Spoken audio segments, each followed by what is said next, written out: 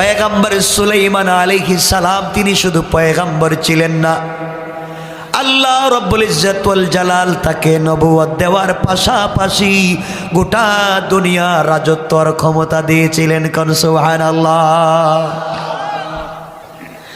পয়গম্বর সুলাইমান গোটা দুনিয়ার বাদশা, যার কথা মানুষ শুনে, যার কথা জিন্নাতেরা শুনে, যিনি পশু পাখির ভাষা বুঝেন, দুনিয়ার জমিনে একজন পয়গম্বর যিনি সবার ভাষা বুঝেন।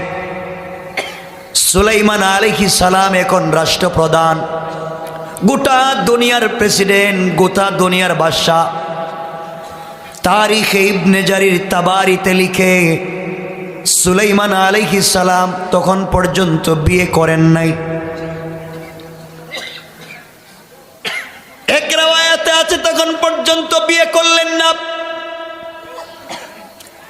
হঠাৎ করে একদিন এমপি মন্ত্রী সকলেই বসা, সবার সামনে তিনি বললেন, শোনো, দীর্ঘদিন হয়ে গেছে, বয়স তো কম হয় নাই, বিয়ে শাদী করি নাই, বিয়ে তো দুনিয়ার জমিনে একটা করা লাগবে।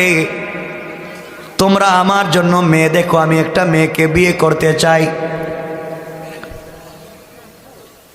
সবাইকে সবাই ডাক দিয়ে বলছে, পয়গম্বর সুলাইমান, একদিকে আপনি পয়গম্বরের ঘরের পয়গম্বর, অপরদিকে বাদশার ঘরের বাদশাহ, আপনি বলেন তো কেমন মেয়েকে বিয়ে করতে চান? মেয়ের গুণ কি, মেয়ের কোয়ালিটি কি, মেয়ের কন্ডিশন কি বলেন? আমরা হইলে কি বলতাম? বলে, হুজুর এমন একটা মেয়ে দেখবেন যে মেয়েটা রাত্র 12টার পরে ফেসবুক চালাইতে পারে, টুইটার ইনস্টাগ্রামে চ্যাট করতে পারে, ঠিক না? এটাও কই ঠিক? মানে এটাও ঠিক হইল?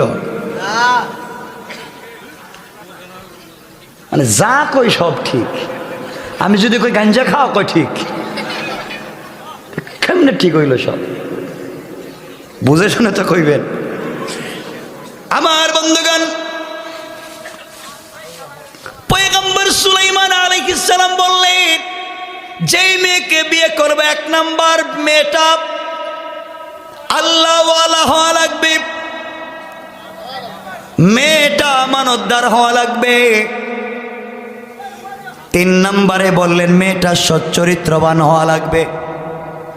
4 নম্বরে মেয়েটা শিক্ষিতা হওয়া লাগবে। 5 নম্বরে মেয়েটার বংশ ভালো হওয়া লাগবে। 6 নম্বরে মেয়েটা সুন্দরী হওয়া লাগবে।